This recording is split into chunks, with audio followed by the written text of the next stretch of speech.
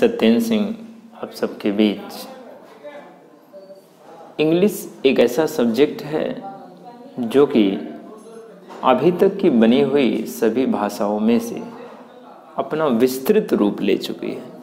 Means ये हर जगह हर स्तर पे आपको इंग्लिश देखने को मिलेगा, चाहे आप जिस किसी देश में जाइए।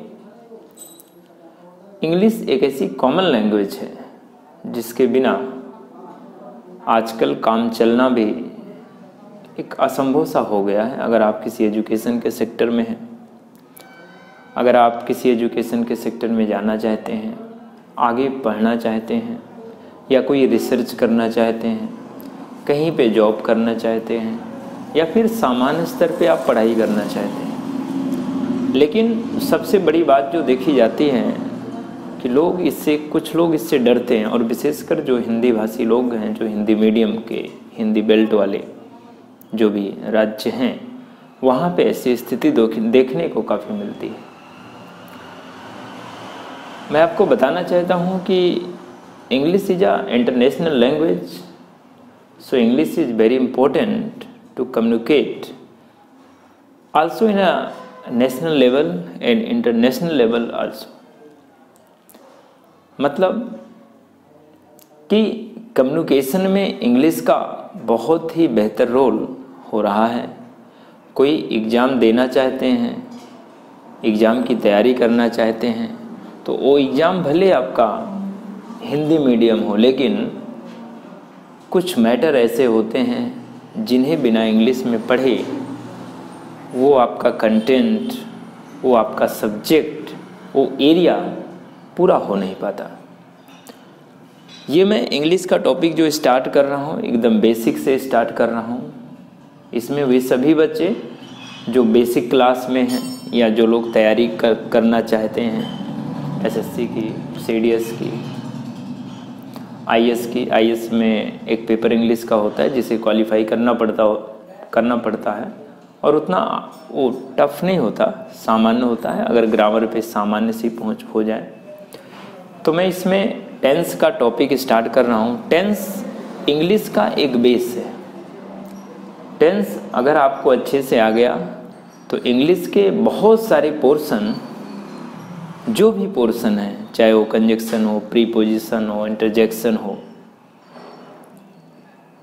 या फिर नरेशन हो, एक्टिव वॉइस, पैसिव वॉइस हो, फ्रेजल वर्ब हो या वर्ब के टॉपिक हों, हर प्रकार की चीज़ों पर इसी के द्वारा, टेंस के द्वारा आपकी पकड़ बहुत अच्छी बन जाएगी। और ये इंग्लिश जो आपको लगता है कि बहुत कठिन है, एक समय पे ऐसा लगेगा कि ये बहुत ही इजी बन गया है आपके लिए। इसी की हम शुरुआत करते हैं। सबसे पहले तो हम देखेंगे टेंस के बारे में।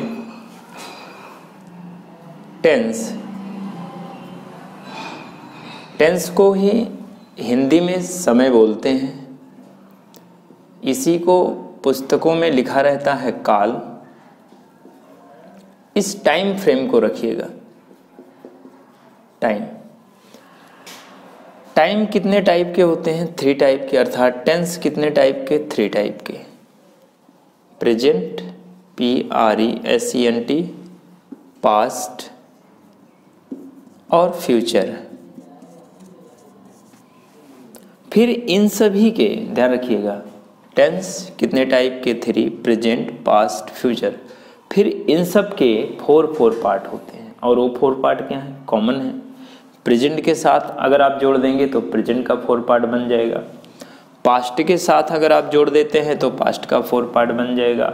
और फ्यूचर के साथ अगर आप जोड़ देते हैं तो फ्यूचर का 4 पार्ट बन जाएगा।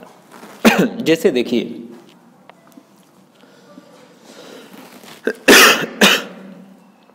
फर्स्ट पार्ट है indefinite, INDEFINIT, indefinite. Continuous, CONTINUOUS।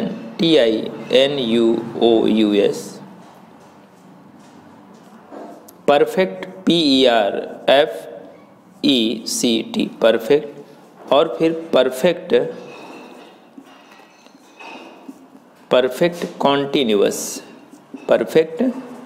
Continuous. आपने देखा कि टेंस 3 टाइप के, प्रेजेंट, पास्ट, फ्यूचर, और इनके कितने पार्ट? 4, इंडेफिनिट, कॉन्टिन्यूअस, परफेक्ट और परफेक्ट कॉन्टिन्यूअस। अब प्रेजेंट के पार्ट के लिए present indefinite, present continuous, present perfect, present perfect continuous. ऐसे ही पास्ट के लिए past indefinite, past continuous, past perfect continuous. Future indefinite, future continuous, future perfect continuous.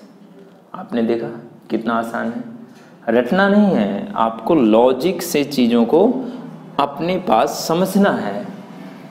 According to logic you should have the sense of the sentence. जैसे tense कितने प्रकार के? 3, present, past, future. अब इन सब के 4 पार्ट। प्रेजेंट के साथ अगर इसको आप ऐड कर दिए तो प्रेजेंट का बन गया, पास्ट के साथ ऐड कर दिए तो पास्ट का बन गया, और फ्यूचर के साथ ऐड कर दिए तो फ्यूचर का बन गया। तो अब देखिएगा, पहला टेंस आपका जो बनता है प्रेजेंट इंडेफिनिट। हम प्रेजेंट इंडेफिनिट पे चर्चा करेंगे, डिटेल से देखेंगे कि इसकी पहचान क्या होती है, कैसे ट्रांसलेशन करेंगे, कैसे स्ट्रक्चर होगा। आइए देखते हैं present indefinite. Present indefinite tense, यह टेंस का एक ऐसा बड़ा भाग है जो हमेशा सबसे ज़्यादा टाइम आता है। Present indefinite, present indefinite. सबसे पहले पहचान इसकी क्या होती है? पहचान है वाक्य के अंत में ता है, ती है, ते हैं आदि शब्द आते हैं, आदि शब्द आते हैं। देखिएगा, प्रेजेंट इंडेफिनिट पहचान, जिसे आप आइडेंटिटी बोलते हैं, क्या है? वाक्य के अंत में ता है, ती है, ते हैं आदि शब्द आते हैं। जैसे वह पढ़ता है, वह पढ़ता है, वह जाता है, अध्यापक पढ़ाते हैं, वे सब स्कूल में रहते हैं, वे सब स्कूल में रहते हैं। आपने देखा कि इस वाक्य के अंत में ता है, ते हैं, ती हैं भी आएगा, वह पढ़ती है, ती हैं। तो ता है, ती हैं, ते हैं आदि शब्द आते हैं। और ऐसे सेंटेंस को, ऐसे जो सेंटेंस होते हैं उनका ट्रांसलेशन प्रेजेंट इंडेफिनिट टेंस के अंतर्गत, अर्थात उसके रूल्स और रेगुलेशन के अकॉर्डिंग किया जाता है। अब हम देखते हैं इसमें कुछ चीज़ें और देखिए जो हमें जानना जरूरी है। प्रेजेंट इंडेफिनिट की हेल्पिंग वर्ब क्या होती है? प्रेजेंट इंडेफिनिट की हेल्पिंग वर्ब डू और डज, ये सब ध्यान रखने की बातें हैं। और प्रेजेंट इंडेफिनिट में वर्ब की फॉर्म कौन सी यूज होती है? वर्ब की फर्स्ट फॉर्म, सिंगुलर में एस फॉर्म यूज होती है। वर्ब की जो फर्स्ट फॉर्म होती है हमेशा वो प्लूरल में दी गई रहती है। प्रेजेंट इंडेफिनिट में सिंगुलर सब्जेक्ट के लिए हम उसे एस या ईएस में चेंज करते हैं, अर्थात एस या ईएस फॉर्म में हम उसे चेंज करते हैं। लेकिन प्रेजेंट इंडेफिनिट की शुरुआत करें इससे पहले कुछ चीज़ें और ज़रूरी हैं। जब हम ट्रांसलेशन करते हैं तो हिंदी के वाक्य का करते हैं, हिंदी के वाक्य को इंग्लिश में चेंज करते हैं। तो उन वाक्यों में 3 चीज़ें हमेशा रहती हैं, सब्जेक्ट, ऑब्जेक्ट और वर्ब। कैसे पहचानेंगे कौन सब्जेक्ट है, कैसे पहचानेंगे कौन वर्ब है और कैसे पहचानेंगे कौन ऑब्जेक्ट है।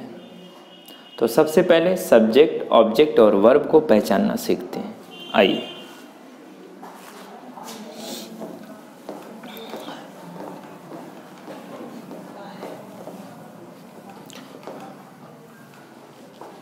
सब्जेक्ट,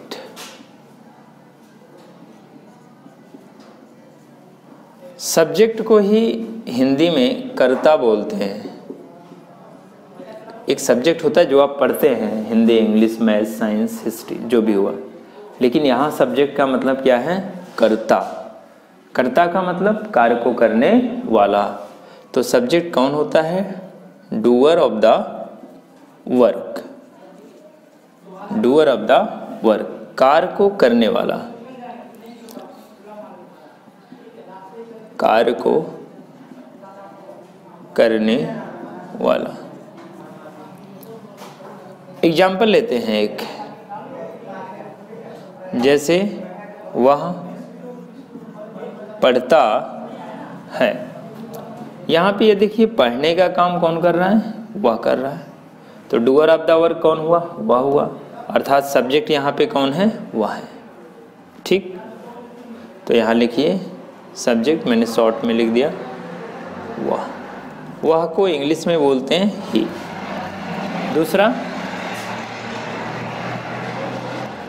अध्यापक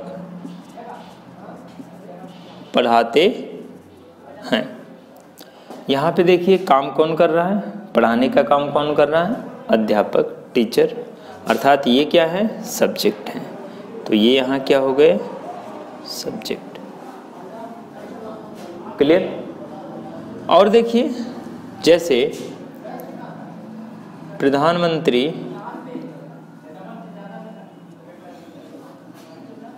अमेरिका जाते हैं। यहाँ पे अमेरिका जाने का काम कौन कर रहा है? डूअर ऑफ द वर्क कौन है? काम कौन कर रहा है? तो प्रधानमंत्री। तो यहाँ प्रधानमंत्री कौन है? सब्जेक्ट। क्लियर हुआ? अर्थात कार्य को जो करता है, कार्य को करने वाला, डूअर ऑफ द वर्क हमारा क्या होगा? सब्जेक्ट। जैसे वे सब आंदोलन में भाग लेते हैं, पार्टिसिपेट करते हैं, तो आंदोलन में यहाँ पे पार्टिसिपेट कौन कर रहा है? भाग कौन ले रहा है? वे। तो वे क्या हुए? सब्जेक्ट। जैसे राष्ट्रपति प्रधानमंत्री से मिलने जाते हैं, तो यहाँ पे काम कौन कर रहा है? यहाँ राष्ट्रपति काम कर रहे हैं। तो राष्ट्रपति क्या है यहाँ पे? सब्जेक्ट, क्योंकि राष्ट्रपति प्रधानमंत्री से मिलने जाते हैं। तो यहाँ पे मिलने जाने का काम कौन कर रहा है? राष्ट्रपति। तो राष्ट्रपति क्या हुए? आपके सब्जेक्ट हुए। जैसे मम्मी रोटी बनाती है, सिंपल सा सेंटेंस लो जो हमेशा जनरली दिखता है आपको। तो यहाँ पे काम कौन कर रहा है? मम्मी कर रही है। रोटी बनाने का काम कौन कर रही है? मम्मी कर रही है। जैसे हम अपने देश से प्यार करते हैं, तो अपने देश से प्यार करने का काम कौन कर रहा है? हम कर रहे हैं। तो वहाँ पे डूअर ऑफ द वर्क कौन हुए? हम हुए। तो हम क्या है? सब्जेक्ट। तो मैं समझता हूँ आपकी बात, ये बात समझ में आ गई होगी। आइए आगे देखते हैं object.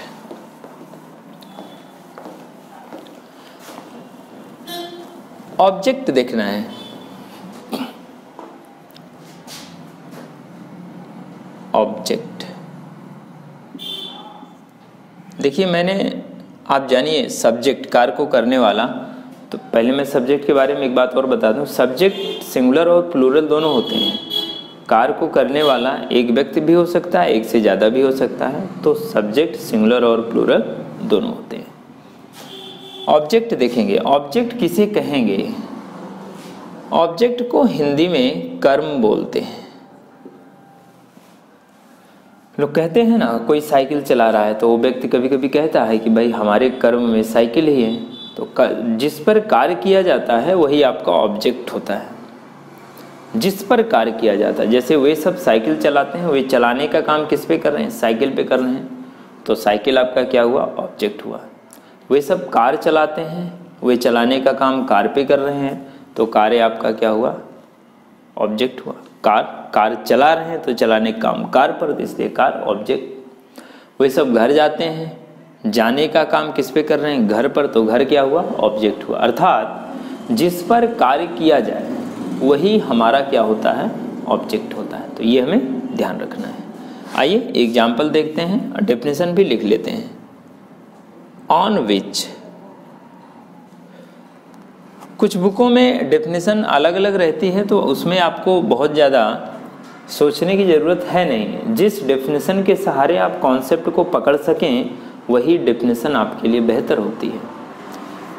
On which work is being, जिस पर कार्य किया जाता है या जिस पर कार्य किया जा रहा है। ऑन विच, जिस पर। यहाँ पे देखिए, जैसे मैं बाजार जाता हूँ,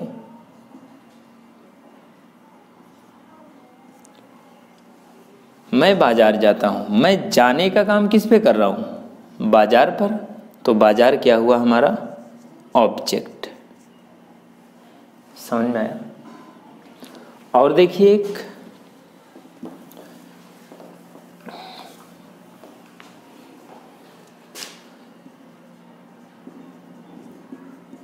कविता कार खरीदती है। कविता कार खरीदती है। कविता खरीदने का काम किस पे कर रही है? कार पर। तो कार क्या हुआ? ऑब्जेक्ट। कविता खरीदने का काम किस पे कर रही? कार पर। तो कार क्या हुआ? ऑब्जेक्ट। अर्थात जिस पर कार्य किया जाता है। पुलिस चोर को पकड़ती है। पुलिस चोर को पकड़ती है।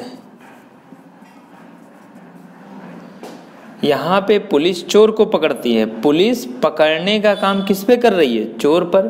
तो ये जो चोर है ये क्या है? ऑब्जेक्ट। क्योंकि पुलिस काम किस पे कर रही है? पकड़ने का। चोर पर। जैसे मैं पुस्तक पढ़ता हूँ तो मैं पढ़ने का काम किस पे कर रहा हूँ? पुस्तक पर। तो पुस्तक क्या हुआ? ऑब्जेक्ट हुआ। वे सब पैसा लाते हैं। पैसा लाते हैं, मान लीजिए सैलरी मिली तो वे सब पैसा लाते हैं। लाने का काम किस पे हो रहा है? पैसे पर। समझना है? वे सब मिठाई खाते हैं। खाने का काम किस पे हो रहा है? मिठाई पर। तो मिठाई क्या हुआ? ऑब्जेक्ट। वे सब पेन खरीदते हैं। खरीदने का काम किस पे हो रहा है? पेन पर। तो पेन क्या है? ऑब्जेक्ट। जैसे मोहन उसे बुलाता है तो मोहन बुलाने का काम किस पे कर रहा है? उस पर। तो उसे क्या हो गया? आपका ऑब्जेक्ट हो गया। अमन सोहन को बुलाता है तो अमन बुलाने का काम किस पे कर रहा है? सोहन पर। तो सोहन क्या हो गया? ऑब्जेक्ट हो गया। आइए आगे देखते हैं वर्ब के बारे में। लेकिन मैं वर्ब के बारे में देखूं इस पे एक चीज़ और मैं आपको बता देना चाहता हूं। ये ऑब्जेक्ट 2 टाइप के होते हैं, डायरेक्ट और इनडायरेक्ट। ये भी समझ लेना है क्योंकि ये चीज़ें भी ज़रूरी हैं। देखिए ऑब्जेक्ट के 2 टाइप, डायरेक्ट ऑब्जेक्ट होता है और एक होता है इनडायरेक्ट। डायरेक्ट ऑब्जेक्ट को बोलते हैं निर्जीव, नॉन लिविंग,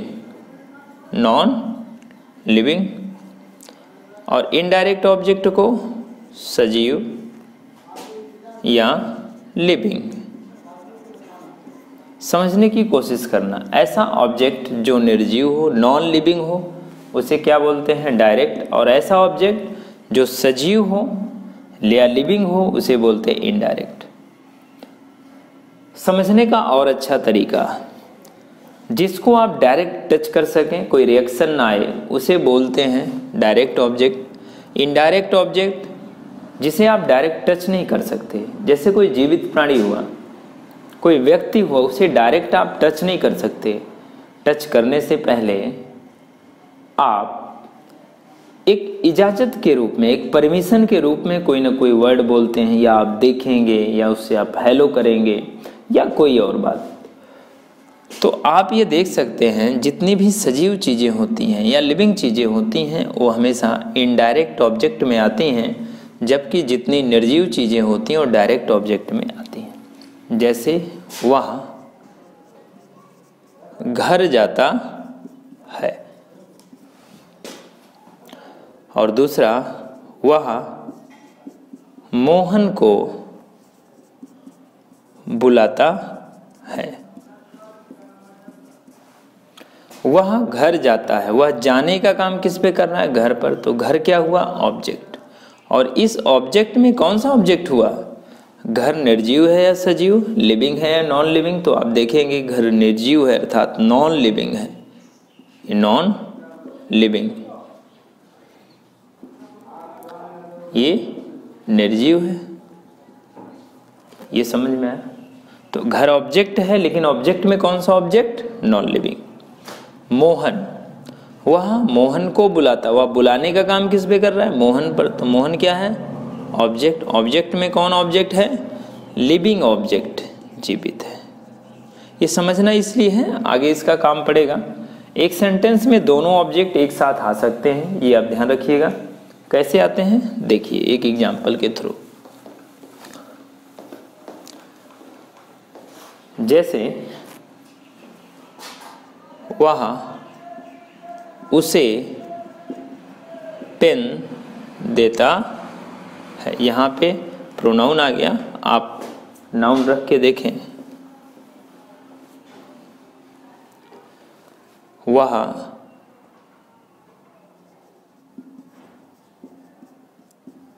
अंकिता को पेन देता है। यहाँ पे ऑब्जेक्ट देखिए, वह देने का काम किस पे कर रहा है? पहला अंकिता पर, फिर अंकिता हटा दो थोड़ी देर के लिए, वह देने का काम किस पे कर रहा है? पेन पर। तो ऑब्जेक्ट पेन, दो ऑब्जेक्ट आ गए। अंकिता कौन सा ऑब्जेक्ट है? लिविंग।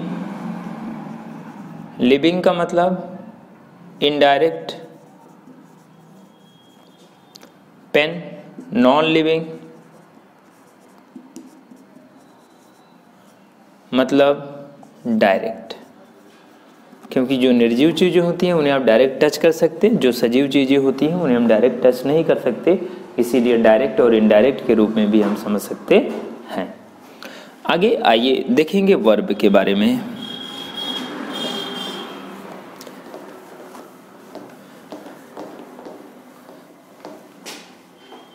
वर्ब,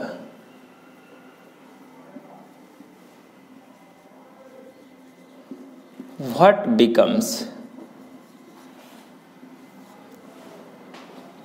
जो होता है, जो होता है उसे बोलते हैं वर्ब। जैसे आप ये भी समझिए, जो एक्टिविटी होती है, जैसे वह पढ़ता है तो कौन सी एक्टिविटी है? पढ़ने की। वह जाता है, कौन सी एक्टिविटी है? जाने की। वे सब हंसते हैं, कौन सी एक्टिविटी है? हंसने की। वे सब खेलते हैं, कौन सी एक्टिविटी है? खेलने की। मतलब जो भी एक्टिविटी होती है, the activity is going on, that is called the verb. Okay, means by this definition you can also understand what is the verb. Verb is which type of the activity is going on. जैसे वह cycle चलाती है, तो यहाँ पे कौन सा activity हो रहा है? साइकिल चलाना नहीं, चलाना, राइडिंग। वे सब कार चलाते हैं, तो कौन सी एक्टिविटी हो रही है यहाँ पे? चलाना, ड्राइविंग। क्लियर हुआ? हमें एक्टिविटी पर ध्यान देना है, तो वर्ब हमें एक्टिविटी के बारे में बताती है। तो व्हाट बिकम्स, जो होता है। जैसे एग्जाम्पल के थ्रू समझने की कोशिश करते हैं। वह पढ़ता है, प्रधानमंत्री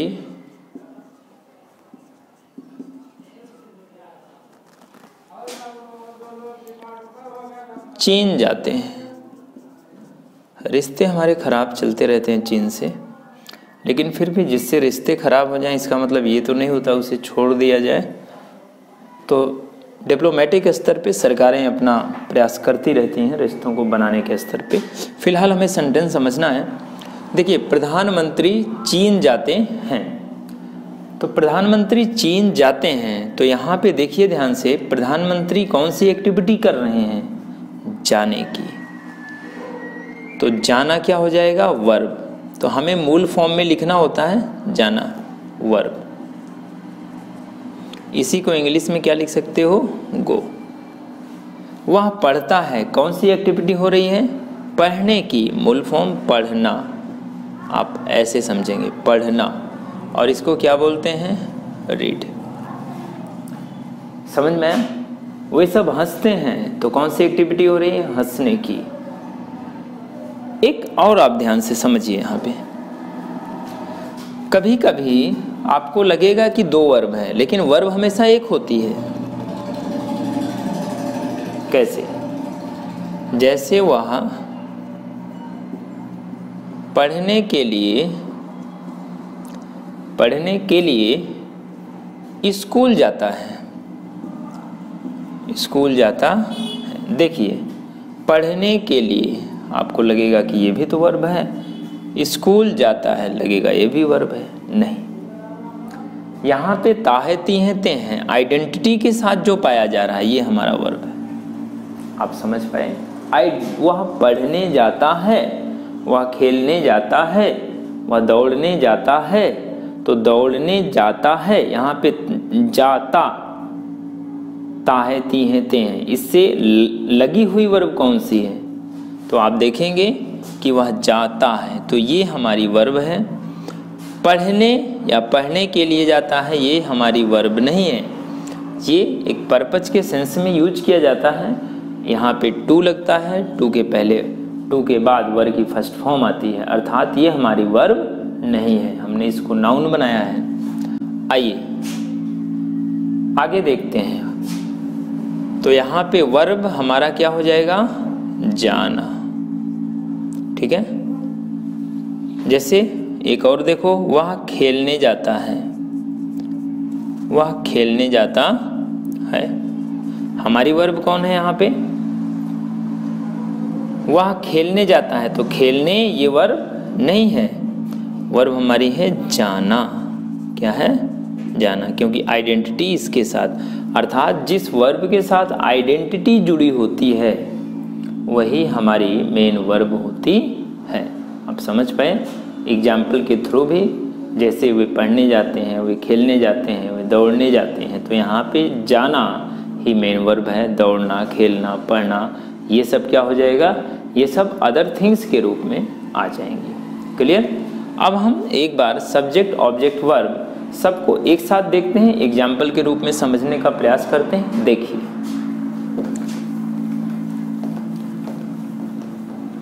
जैसे कि राम अमेरिका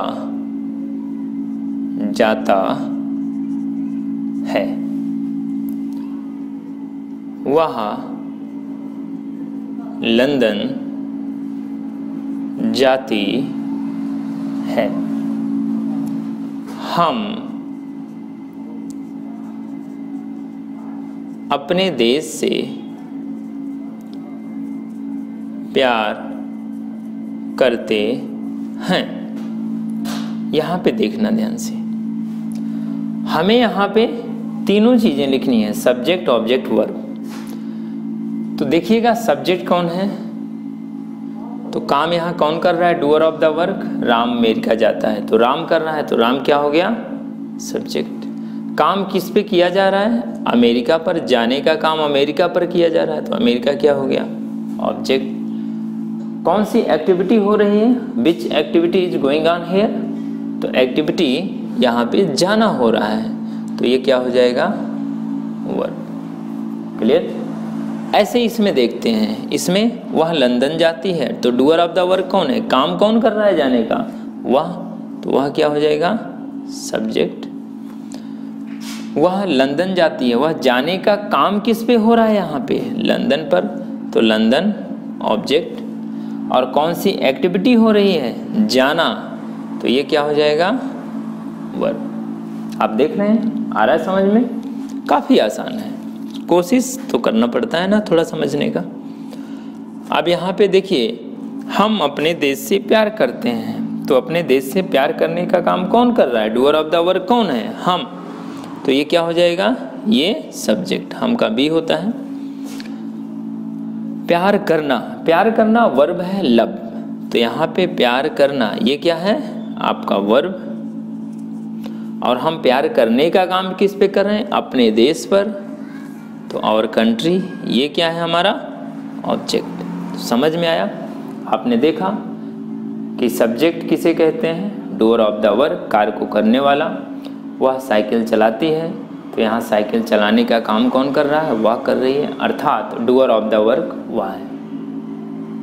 ऑब्जेक्ट किसे कहते हैं, on which work is being, जिस पर कार्य किया जाता है या जिस पे कार्य किया जा रहा है। तो वह साइकिल चलाती है, वह चलाने का काम किस पे कर रही है, साइकिल पर, तो साइकिल आपका क्या हुआ, ऑब्जेक्ट हुआ।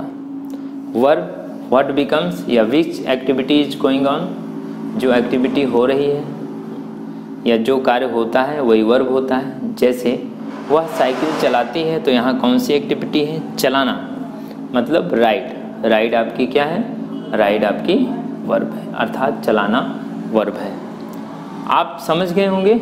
अगर थोड़ा सा भी डाउट हो तो एक बार वीडियो और देखिएगा, आसानी से समझ में आ जाएगा। इसी को ध्यान में रख के प्रैक्टिस करेंगे तो चीज़ें बहुत अच्छे से तैयार हो जाएंगी। इंग्लिश बहुत आसान लैंग्वेज होती है, बस हम उसके साथ क्रम से चलने का प्रयास करें। तो अब हम इसके आगे देखते हैं। सब्जेक्ट, ऑब्जेक्ट, वर्ब को हमने पहचान लिया। सब्जेक्ट किसे बोलते हैं, कार्य को करने वाला, ऑब्जेक्ट कार्य जिस पे किया जाए, वर्ब जो एक्टिविटी होती है, या व्हाट बिकम्स। जैसे वे सब घर में पढ़ते हैं, तो काम कौन कर रहा है, वे सब सब्जेक्ट हुए। पढ़ने का काम किस पर कर रहे हैं, घर में, अर्थात घर पर, तो घर क्या हुआ, ऑब्जेक्ट हुआ। और इसके बाद कौन सी एक्टिविटी हो रही, क्या हो रहा है, व्हाट बिकम्स, पढ़ना, पढ़ना वर्ब हो। अब देखेंगे प्रेजेंट इंडेफिनिट। प्रेजेंट इंडेफिनिट पहचान ता है, ती है, ते हैं। वाक्य के अंत में आएंगे, वह सेंटेंस के लास्ट में, वह पढ़ता है, ता है। ऐसे वह पढ़ती है, ती है, वे सब जाते हैं, ते हैं। इसके बाद हमें देखना है कि प्रेजेंट इंडेफिनिट के अंत कितने प्रकार के सेंटेंस को हमें ट्रांसलेट करना है। सेंटेंस 3 टाइप के हमें इसमें देखने हैं। पॉजिटिव, इसी को अफर्मेटिव बोलते हैं, पॉजिटिव, नेगेटिव और इंटेरोगेटिव। इंटेरोगेटिव, पॉजिटिव सकारात्मक वाक्य, नेगेटिव नकारात्मक वाक्य, इंट्रोगेटिव प्रश्नवाचक। इसमें 2 टाइप के होते हैं इंट्रोगेटिव में, एस आर नो टाइप और वाई टाइप। ये आपको देख लेना, अभी मैं डिटेल में इसे बताऊंगा। बहुत ही आसान है, इसमें कोई दिक्कत है नहीं। ठीक, तो अब हम इसके आगे देखते हैं। पहले हम पॉजिटिव देखेंगे। स्ट्रक्चर जो मैंने सब्जेक्ट, ऑब्जेक्ट, वर्ब बताया, ये सब स्ट्रक्चर में यूज होंगे। कैसे, देखिए। सबसे पहले देखना है प्रेजेंट इंडेफिनिट के अंतर्गत जो हमारा स्ट्रक्चर आता है पॉजिटिव का। 2 प्रकार के स्ट्रक्चर होते हैं, सिंगुलर सब्जेक्ट के लिए और प्लूरल सब्जेक्ट के लिए। सिंगुलर सब्जेक्ट के लिए सब्जेक्ट प्लस वर्ब की फर्स्ट फॉर्म प्लस एस या ईएस प्लस ऑब्जेक्ट और प्लस अदर थिंग्स, अन्य चीज़ें जो हैं। प्लूरल में सब्जेक्ट वर्ब की first form plus object plus other things. यहाँ पे एक चीज़ ध्यान रखिएगा, सिंगुलर में एस या ईएस यूज हो रहा है और प्लूरल में एस या ईएस यूज नहीं हो रहा है। प्रेजेंट इंडेफिनिट में जो हमारी वर्ब होती है, जनरली जो वर्ब की फर्स्ट फॉर्म होती है, आप ये मान के चलें वो प्लूरल में होती है, और प्रेजेंट इंडेफिनिट में सिंगुलर के लिए हमें बनाना है स्ट्रक्चर, तो प्लूरल वर्ब को सिंगुलर बनाने के लिए एस लगाए, और ये वर्ब प्लूरल है, यहाँ प्लूरल का स्ट्रक्चर चाहिए, तो यहाँ पे किसी भी प्रकार से एस नहीं लगेगा। तो आप जनरली स्ट्रक्चर पे ध्यान दें तो आप पाएंगे सब्जेक्ट वर्ब की first form S object other things, और प्लूरल के स्ट्रक्चर में सब्जेक्ट वर्ब की first form object plus other things. Singular में क्या क्या आता है सब्जेक्ट के रूप में, तो ही, सी, इट और वन नेम। वन नेम एक नाम, जैसे राम, श्याम, अंजलि, कविता, बबीता, सरिता, प्रांजल, है ना, सत्यार्थ, ऐसे ही एक नाम आएंगे इनमें से कोई एक। प्लूरल सब्जेक्ट में क्या क्या आएगा, I, we, you, they and more than one name. यहाँ ये ध्यान देना, आई होता है सिंगुलर, लेकिन प्रेजेंट इंडेफिनिट में इसे प्लूरल के रूप में ट्रीट करते हैं। इतनी बात समझ में आई। स्ट्रक्चर ही मेन होता है, प्रेजेंट इंडेफिनिट में ही स्ट्रक्चर समझने में आपको थोड़ी सी मेहनत करनी पड़ेगी। मेहनत क्या करना पड़ेगा, थोड़ा सा ध्यान देना पड़ेगा। प्रेजेंट इंडेफिनिट में स्ट्रक्चर को आपने सही पॉइंट ऑफ व्यू से समझ लिया, इस पर प्रैक्टिस आपने कर ली, तो आगे आने वाले जो भी स्ट्रक्चर होंगे 95%, यहाँ तक कि 99% इसी से मिलते जुलते हैं, बस चेंज करना होता है तो हेल्पिंग वर्ब और वर्ब की फॉर्म। आइए हम ट्रांसलेशन शुरू करते हैं पॉजिटिव का। इसमें एक चीज़ और देख लो आप, ईएस का यूज कहाँ पे करेंगे, जब वर्ब के लास्ट में, वर्ब के लास्ट में क्या आ जाए, SH, CH, O, SS। इतनी चीज़ें ध्यान रखिएगा, SH, CH, O, SS ये वर्ड कभी आए वर्ब के लास्ट में तो ES लगेगा, और ना आए तो केवल S लगेगा, और किस में, सिंगुलर में।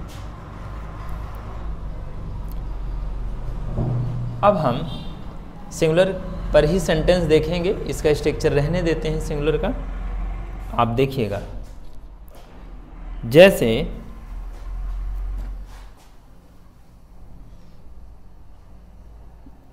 अमन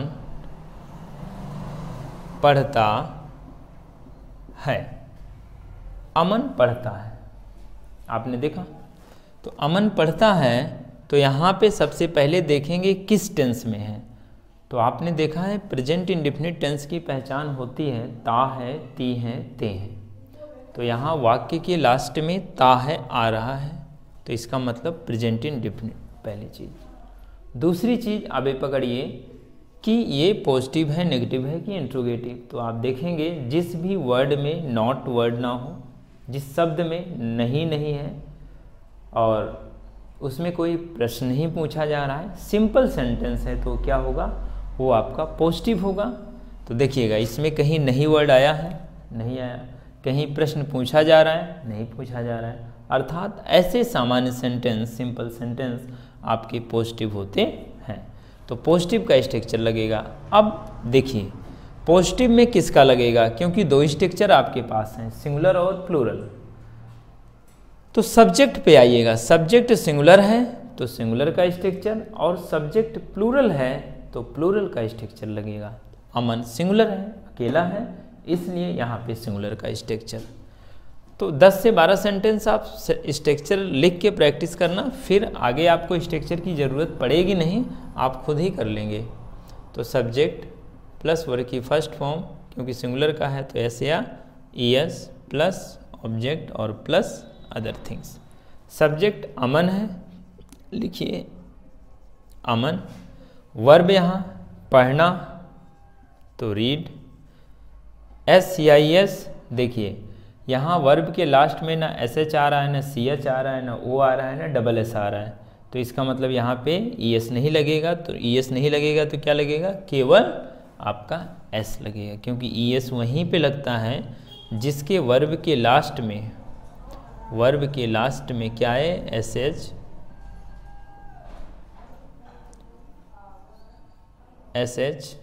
CH, OSS आदि। तो यहाँ पे अमन रीड्स और कुछ है नहीं, आपने देखा सामान्य सा सेंटेंस। वे पढ़ते हैं, देखिएगा वे पढ़ते हैं, तो यहाँ पे सबसे पहले आप देखिए किस टेंस में है, ते हैं, प्रेजेंट इंडेफिनिट।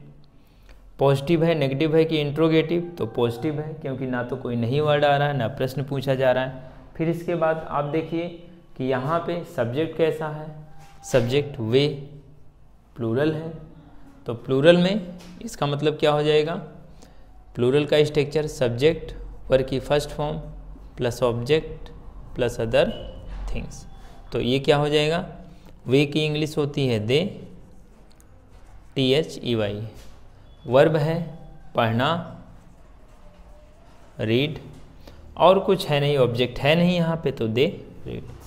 तो सामान्य सा बहुत ही सिंपल है, इस पे हम और भी प्रैक्टिस करेंगे, लेकिन एक बार हम पॉजिटिव नेगेटिव इंट्रोगेटिव सब देख लेंगे तो इस पे और प्रैक्टिस करेंगे, सेंटेंसों को थोड़ा सा बड़ा करके प्रैक्टिस करेंगे, और आप देखेंगे यही छोटे सा स्ट्रक्चर है, इसी छोटे स्ट्रक्चर पे बड़े से बड़े सेंटेंस चाहे जितने भी बड़े हों, यदि वो प्रेजेंट इंडेफिनिट के हैं तो इसी रूल्स और रेगुलेशन के अकॉर्डिंग किया जाता है और इसी स्ट्रक्चर पर ही सेट हो जाते हैं। तो बात समझ में आई। आइए हम देखते हैं नेगेटिव का स्ट्रक्चर।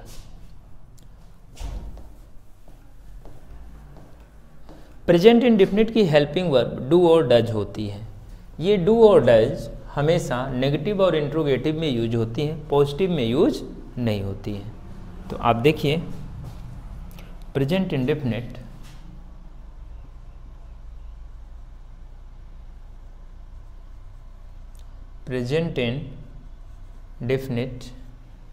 की हेल्पिंग वर्ब क्या होती है, डू और डज। नेगेटिव का स्ट्रक्चर, नेगेटिव का जो स्ट्रक्चर होता है सिंगुलर के लिए अलग होगा और प्लूरल के लिए अलग होगा। सिंगुलर में subject plus helping verb does plus not है क्योंकि नेगेटिव है, नॉट प्लस वर्ब की फर्स्ट फॉर्म प्लस ऑब्जेक्ट और प्लस अदर थिंग्स।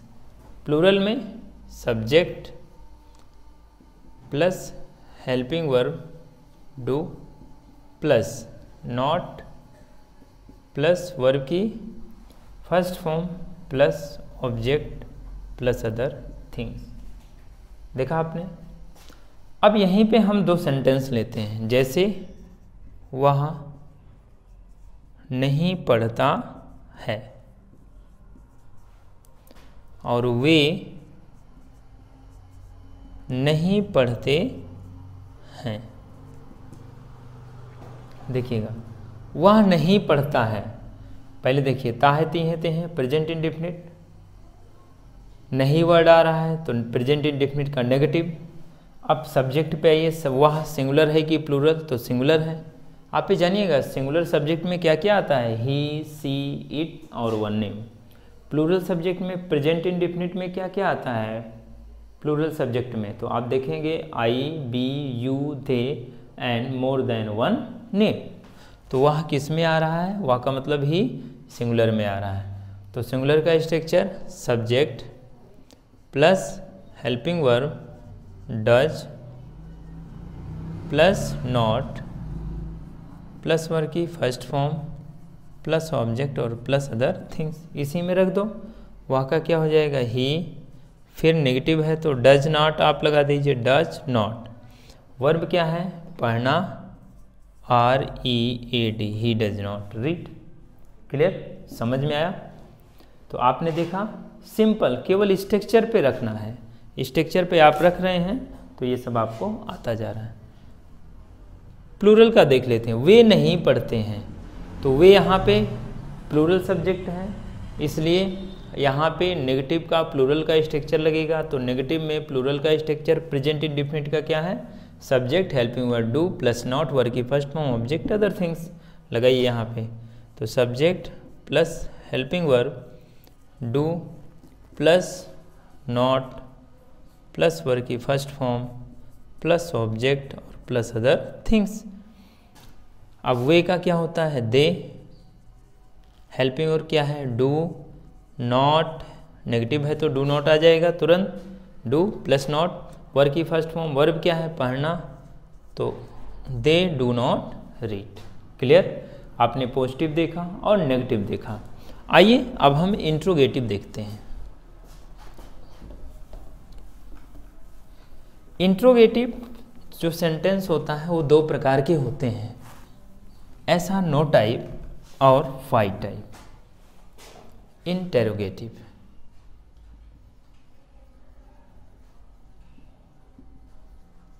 कितने टाइप के? 2 टाइप के, एस और नो टाइप और वाई टाइप, जिसका आंसर यस या नो में दिया जाए। जैसे क्या वे सब पढ़ते हैं? तो पढ़ते हैं तो एस, नहीं पढ़ते हैं तो नो, अर्थात ऐसा नो टाइप।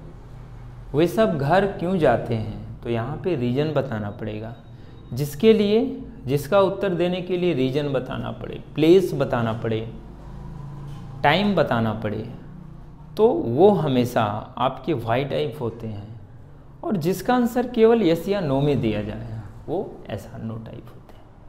तो देखिए इसी को समझिए एग्जाम्पल के माध्यम से। क्या वह पढ़ता है? Question mark. पढ़ता है तो एस, नहीं पढ़ता है तो नो, अर्थात कौन सा टाइप? एस या नो टाइप। वाई टाइप, वह क्यों पढ़ता है? वह क्यों पढ़ता है बताना पड़ेगा, रीजन बताना पड़ेगा। वह कहाँ पढ़ता है?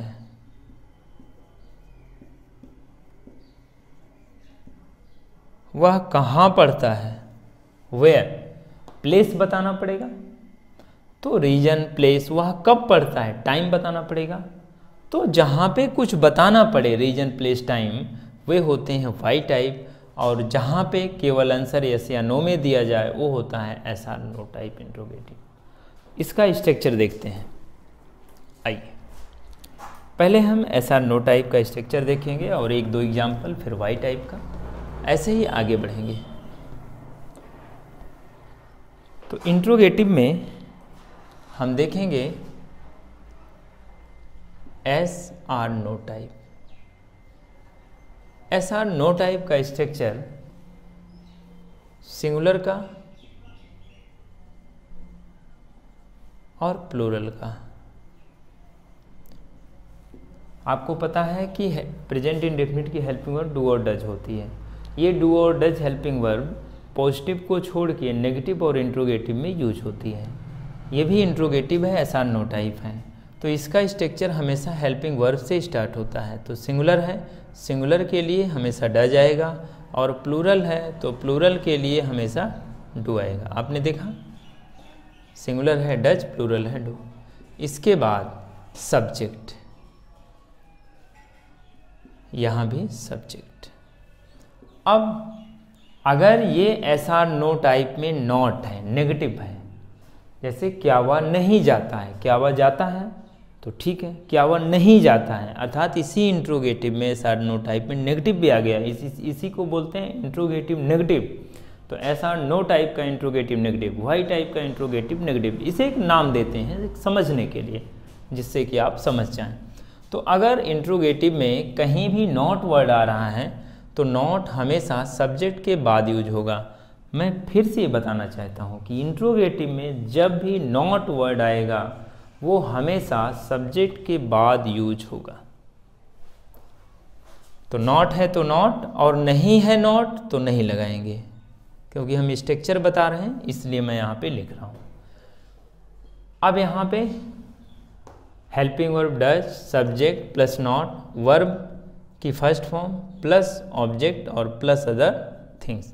यहाँ भी वर्ब की फर्स्ट फॉर्म प्लस ऑब्जेक्ट और प्लस अदर थिंग्स। एक एक सेंटेंस लेते हैं, जैसे क्या वह पढ़ता है, क्वेश्चन मार्क। फिर दूसरा, क्या वह नहीं पढ़ता है, क्वेश्चन मार्क। देखिएगा, सबसे पहले तो ये देखिएगा ये किस में है, ता है, ती है, ते हैं, प्रेजेंट इंडेफिनिट। फिर देखिएगा ये कैसा है, इंट्रोगेटिव है कि नेगेटिव है कि पॉजिटिव है। तो देखेंगे क्या वह पढ़ता है, क्या प्रश्न पूछा जा रहा है तो इंट्रोगेटिव है। अब इंट्रोगेटिव में कौन सा type, yes or no type कि वाई टाइप। तो क्या वह पढ़ता है, इसका आंसर एस या नो में दिया जाएगा, तो एस आर नो टाइप। अब फिर देखना है कि यहाँ पे सब्जेक्ट कैसा है, तो वह सिंगुलर है, तो एस आर नो टाइप का सिंगुलर का स्ट्रक्चर यूज होगा। तो सिंगुलर का स्ट्रक्चर क्या है, सबसे पहले helping word does, subject plus not, verb की first form, object other things. तो यहाँ पे आप लिखिए, सबसे पहले हेल्पिंग वर्ब आ गया, हेल्पिंग वर्ब आप सीधा ट्रांसलेशन कर सकते हैं, समझ में आ गया है, डज। फिर उसके बाद क्या है, सब्जेक्ट वह है तो ही। फिर उसके बाद आपका यहाँ पे देखिए नॉट यहाँ पे आया नहीं है तो नॉट नहीं लगाएंगे। तो वर्ब है, वर्ब क्या है, पढ़ना, डज ही रीड। अब क्वेश्चन मार्क, फर्स्ट लेटर हमेशा कैपिटल से शुरू होता है, ये अब ध्यान देना। तो ये समझ में आया। यहाँ देखो, यहाँ पे नहीं वर्ड आया है, तो ये क्या हो जाएगा, एस आर नो टाइप का है, इंट्रोगेटिव है, प्रेजेंट इंडेफिनिट में है, और यहाँ पे नहीं वर्ड आया है, तो इसका मतलब इसमें नॉट आएगा। तो आपने लिखा डज। फिर उसके बाद सब्जेक्ट यहाँ पे देखिए क्या है, ही, डज ही। अब नॉट है तो सब्जेक्ट के बाद आएगा, डज ही नॉट, और उसके बाद वर्ब क्या है, पढ़ना, does he not read, question mark. आपने देखा कि ये भी एस आर नो टाइप का, ये भी एस आर नो टाइप का। ये एस आर नो टाइप का नेगेटिव है क्योंकि इसमें नॉट आ रहा है, तो ये नॉट सब्जेक्ट के बाद लगेगा, सब्जेक्ट के बाद स्ट्रक्चर के अकॉर्डिंग। आप समझ पाए। एक प्लूरल का एग्जाम्पल देखते हैं। प्लूरल का एग्जाम्पल सिंगुलर का हो गया, मैं इसे इरेज कर देता हूँ। देखिए, जैसे वे कहाँ रहते हैं, वे कहाँ रहते हैं। तो वे कहाँ रहते हैं, सबसे पहले देखिए कौन सा टेंस, ता है, ती है, ते हैं, तो रहते हैं प्रेजेंट इंडेफिनिट। फिर देखिए क्या है, नेगेटिव, इंट्रोगेटिव या पॉजिटिव। तो देखेंगे कहाँ रहते हैं, प्रश्न पूछा जा रहा है तो इंट्रोगेटिव। अब इंट्रोगेटिव में कौन सा इंट्रोगेटिव है ये आपको देखना है। तो इंट्रोगेटिव में वे कहाँ रहते हैं बताना पड़ेगा, प्लेस। तो जब प्लेस कुछ बताना पड़ता है तो इसका मतलब क्या है, ये आपका वाई टाइप है। तो वे कहाँ रहते हैं, वाई टाइप है, तो इसका मतलब वाई टाइप का स्ट्रक्चर। लेकिन इससे पहले देखो सब्जेक्ट क्या है, यहाँ पे प्लूरल है, तो इसका मतलब वाई टाइप का प्लूरल का स्ट्रक्चर चाहिए। ये आपका एस आर नो टाइप का है। अच्छा, एक मिनट, मैंने आपको अभी एस आर नो टाइप का प्लूरल में नहीं बताया है, तो आप प्लूरल का पहले देख लीजिए, वाई टाइप का आप छोड़िए। अभी हम देखेंगे एस आर नो टाइप का प्लूरल का स्ट्रक्चर है। क्या वे पढ़ते हैं, और क्या वे नहीं पढ़ते हैं। क्या वे पढ़ते हैं, एस आर नो टाइप है, प्रेजेंट इंडेफिनिट में है, और ये सब्जेक्ट इसका प्लूरल है, तो कौन सा स्ट्रक्चर आएगा, प्लूरल का, हेल्पिंग वर्ब डू। तो डू, इसके बाद सब्जेक्ट क्या है, वे, डू दे मीन्स वे। फिर उसके बाद नॉट, इसमें है नहीं तो नॉट नहीं लगाएंगे। वर्ब क्या है, कौन सी एक्टिविटी, पढ़ना, डू दे रीड, यहाँ पे क्वेश्चन मार्क। क्या वे नहीं पढ़ते हैं, तो इसका मतलब यहाँ पे नहीं आ रहा है, नेगेटिव में है, और ये कौन सा है, ऐसा नो टाइप। तो स्ट्रक्चर आपका प्लूरल का लगेगा, क्योंकि सब्जेक्ट क्या है आपका प्लूरल ही है, वे का मतलब दे, तो डू सब्जेक्ट दे। फिर नॉट है तो सब्जेक्ट के बाद ही नॉट लगाते हैं, ध्यान रखिएगा इंट्रोगेटिव में नॉट हमेशा सब्जेक्ट के बाद ही यूज करते हैं। डू दे नॉट, अब वर्ब क्या है पढ़ना, READ, do they not read, question mark. आपने देखा। आइए अब हम देखेंगे वाई टाइप का। वाई टाइप में क्या है, वाई टाइप का सबसे पहले स्ट्रक्चर देखेंगे। अगर आपने SR नो टाइप का स्ट्रक्चर सही से समझ लिया तो वाई टाइप का स्ट्रक्चर बहुत ही आसान है। उस स्ट्रक्चर में केवल एक चेंज होता है, आगे क्वेश्चन वर्ड लग जाता है। जैसे देखिए why type, why type singular और प्लूरल। स्ट्रक्चर पता है ना आपको, सब्जेक्ट पता है ना कि सिंगुलर सब्जेक्ट में, प्लूरल सब्जेक्ट में क्या क्या आता है। सिंगुलर में ही, सी, इट और वन नेम, और प्लूरल सब्जेक्ट में क्या क्या आता है, I, we, you, they, more than one name, more than one name. I होता है सिंगुलर, ध्यान रखिएगा आई सिंगुलर होता है, लेकिन प्रेजेंट इंडेफिनिट में प्लूरल सब्जेक्ट के अंतर्गत आता है, बस ये ध्यान देना। आइए वाई टाइप का सिंगुलर का स्ट्रक्चर देखिए। तो सबसे पहले question word plus helping verb. Helping verb क्या आएगा, डज, क्योंकि सिंगुलर के लिए डज यूज होता है हेल्पिंग वर्ब, किसमें, इंट्रोगेटिव और नेगेटिव में। पॉजिटिव में हेल्पिंग वर्ब आती नहीं है। तो question word helping word does plus subject plus not है तो नॉट, नहीं है तो नहीं लगाएंगे, तो subject plus not plus verb की फर्स्ट फॉर्म प्लस ऑब्जेक्ट और प्लस अदर थिंग्स। प्लूरल का क्या होगा, question word plus helping verb do plus subject plus not है तो नॉट, और नॉट नहीं है तो नहीं लगाएंगे स्ट्रक्चर में, ध्यान रखेंगे। लेकिन है तो इंट्रोगेटिव में सब्जेक्ट के बाद ही हम नॉट का यूज करते हैं, ध्यान रखिएगा।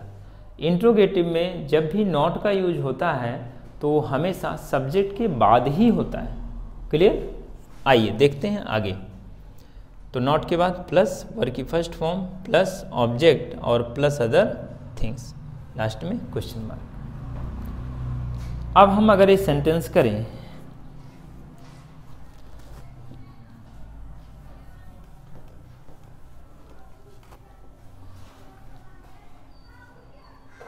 जैसे कि हम अपने देश से प्यार करते हैं। हम अपने देश से क्या करते हैं, प्यार करते हैं। इसी को बनाना